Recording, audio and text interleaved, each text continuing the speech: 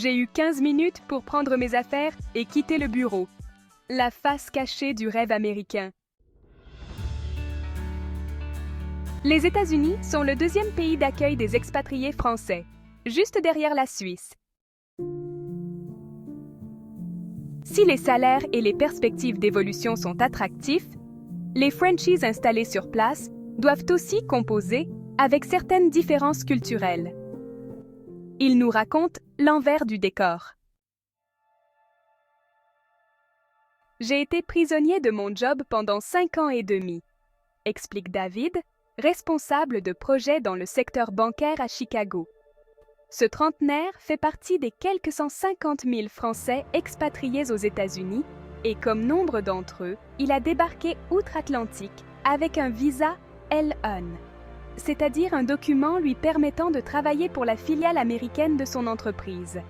Sur le papier, sa situation faisait rêver. Au début, j'étais excitée. Travailler dans la finance aux États-Unis pour un salaire de 130 000 $ à 28 ans me procurait un sentiment de réussite assez grisant. Je n'étais pas loin de l'euphorie. Puis très vite, l'Amérique s'est transformée en prison dorée. Sous ce visa, on n'est pas libre, car notre présence sur le sol américain est liée à notre job.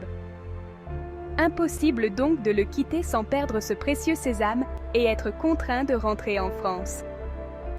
Et d'abandonner ce que l'on a parfois mis plusieurs années à construire.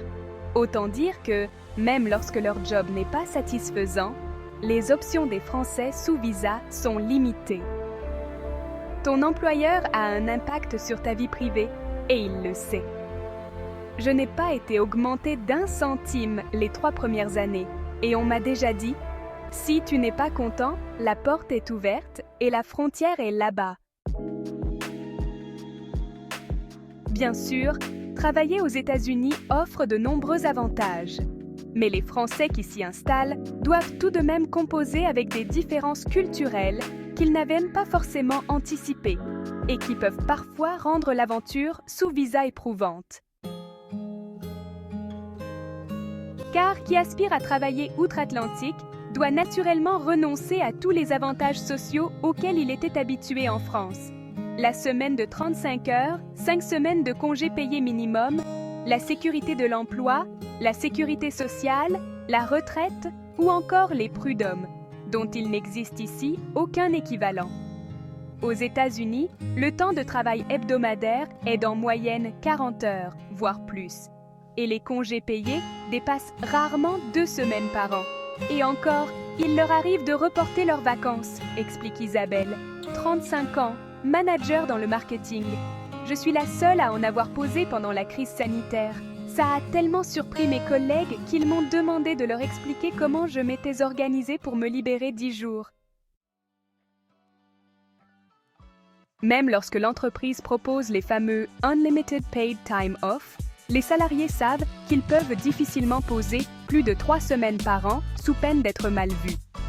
Pour Margot, qui travaille dans la tech à New York depuis plus de 10 ans, il vaudrait mieux être moins obsédé par le boulot et prendre des vacances. Ne serait-ce que pour se poser, réfléchir à soi et à la société, se remettre en question, souffler. Mais selon Pamela Strogate, consultante interculturelle chez Acteos, le rapport au travail des Américains s'est forgé il y a plusieurs siècles. En France, on travaille pour vivre, avoir une belle qualité de vie. Aux États-Unis, on vit pour travailler. Le pays a été fondé sur l'éthique protestante qui accordait une grande importance à la méritocratie.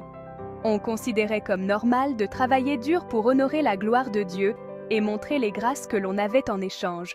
Argent, biens, propriété, etc. Ce qui explique d'ailleurs pourquoi il n'est pas tabou de parler d'argent aux États-Unis et que les salaires sont quasiment toujours affichés sur les offres d'emploi. À cela s'ajoute le contexte social. En France, l'État prend en charge le chômage, la maternité, la maladie ou encore la retraite, ce qui offre une certaine sérénité aux travailleurs.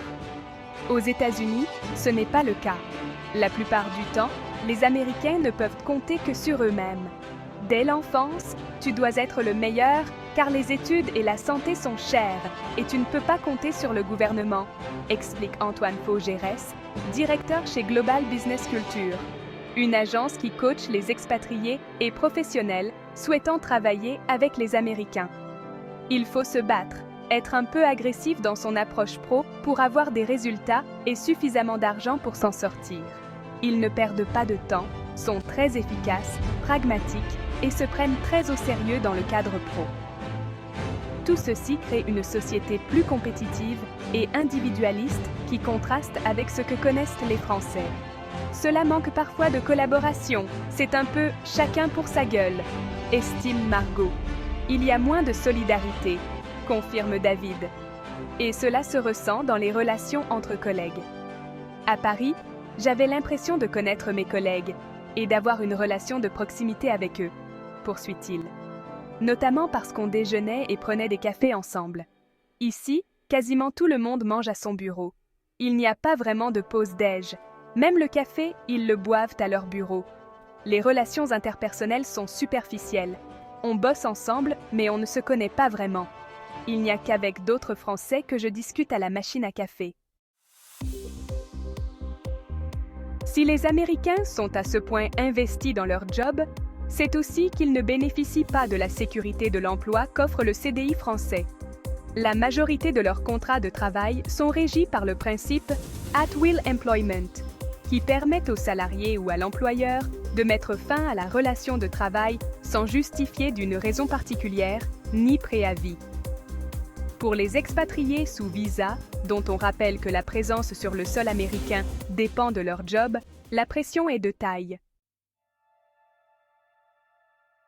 Votre boîte ne se sent pas obligée de vous garder, même lorsqu'elle vous fait venir de l'étranger, raconte Céline, 34 ans, employée dans l'industrie du bijou à New York. Ils m'ont fait venir et m'ont viré au bout de 6 mois au moment de leur période creuse. J'ai été convoquée un jeudi à 16 h, on m'a annoncé mon licenciement immédiat et j'avais 15 minutes pour rassembler mes affaires.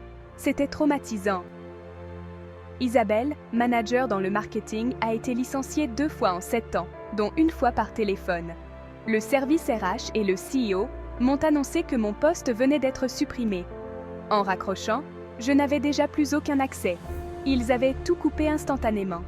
Je n'ai pas pu dire au revoir à mes collègues et n'ai jamais eu de nouvelles de mon manager. C'est déshumanisé, hyper froid et dur. Mais là encore, c'est culturel. Pour les Américains, ce n'est pas un traumatisme d'être licencié, explique Antoine Faugerès. Ce n'est pas une bonne nouvelle non plus, mais ils le vivent beaucoup mieux car le marché de l'emploi est très dynamique. Les États-Unis ont en effet un taux de chômage de 4,2%, novembre 2024. De son côté, la France a connu un taux proche des 10% jusqu'en 2017, précise Pamela Strogate. Donc, quand les Français perdaient leur travail, il leur était difficile d'en retrouver un. De plus, les Américains sont très mobiles, beaucoup plus que les Français. Si autant d'expatriés français ont élu domicile aux États-Unis, c'est quand même qu'il y fait bon vivre et que les opportunités y sont nombreuses. Tout ça fait partie des anecdotes à raconter et de l'expérience culturelle, affirme David, qui vient enfin de recevoir sa Green Card, le titre de résident permanent. Aujourd'hui, je me dis que ça valait la peine de serrer les dents. Malgré ces 2 licenciements, Isabelle reconnaît aussi que la culture américaine a du bon. Car dans mon secteur en France, on a souvent 3 mois de préavis. C'est plus dur de démissionner. Ici, tu es quand même plus libre d'accepter d'autres opportunités. Que pensez-vous de ces différents témoignages? Dites-le nous en commentaire. Mais aussi, nous tenons à vous dire que votre soutien est essentiel pour davantage créer des vidéos avec des histoires vraies, émouvantes, merveilleuses et captivantes. Alors merci de vous abonner, d'aimer et de partager massivement.